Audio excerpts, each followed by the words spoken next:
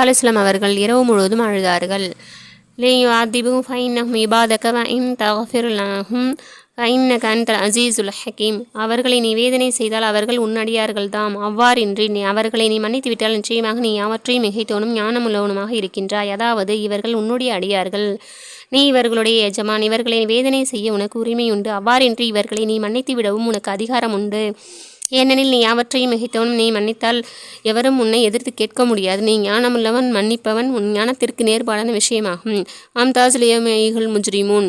குற்றவாளிகளே, நீங்கள் நல்லோரை விட்டும் பிரிந்து விடுவீர்களாக என்ற ஆயத்தை திரும்ப திரும்ப அழுது கொண்டே ஓதினார்கள். அதாவது உலகில் குற்றம் புரிந்து கொண்டிருந்தவர்களை பார்த்து, கியாமத் நாளில் உலகில் நீங்கள் நல்லோர்களுடன் சேர்ந்து கலந்திருந்தீர்கள், ஆனால் இன்று நீங்கள் தனியாக பிரிந்துவிட வேண்டும், நல்லோர்கள் தனியாக பிரிந்துவிட வேண்டும் என்று கட்டளையிடப்படும். அல்லாஹ் தஆலாவின் இக்கட்டளை எண்ணி கியாமத் நாளில் குற்றவாளிகளின் கூட்டத்தில் சேராமல் நல்லமல்கள் செய்து நல்லடியார்களின் கூட்டத்தில் சேருவதற்கு இல்லாமல் அல்லாஹ் தஆலா தௌஃபீக் செய்வானாக. ஆமீன்.